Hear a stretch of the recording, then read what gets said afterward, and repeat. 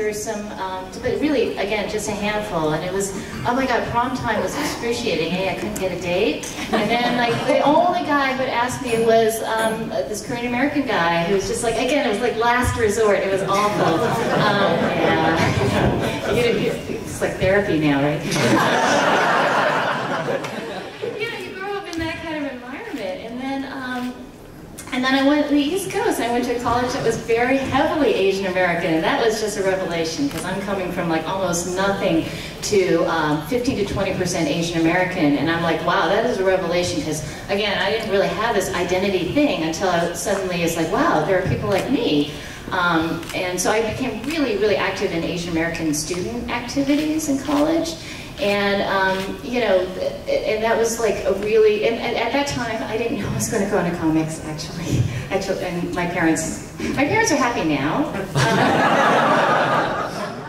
Because I'm writing for DC, now it's okay, it's all branding, right? That's where Jen Lee works, right? That's legitimizes it. Yeah, totally legitimizes it. Yeah, I heard that's a good Asian company.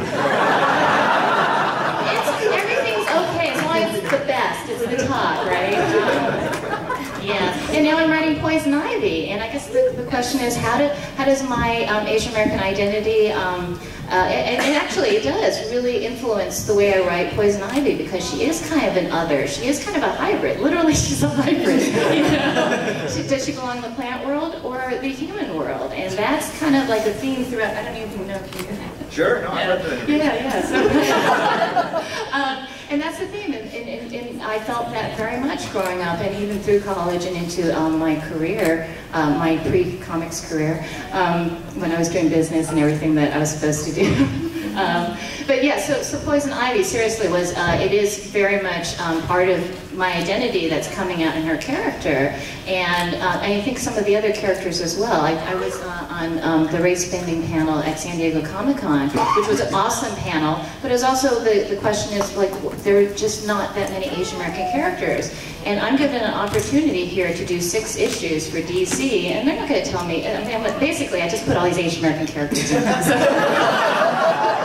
So I'm like, okay, Ivy has a kind of, I don't know, how many people here are reading Poison Ivy? Yeah. It's great. You all need to get it, but it's going to be hard because they're sold out everywhere I went to try and pick it up. It's sold out, but we're going to a second print. Yeah, thank you. Yeah, because you have to read it, because I'm like, Poison Ivy kind of needs she has a kind of pseudo love interest, and he's an Asian American male, and her, you know, yes! The last panel was kind of like, well, there's almost no Filipino representation, so I'm like, all right, I'm going to put in her mentor as a Filipino American. So, you can do that because it's all movies. I don't have to cast. No, but that's interesting because I know, comics are so important because I know you mentioned this at the Rebirth press conference earlier. It's the source for all of these big movies nowadays, and so it's so important to have this representation there.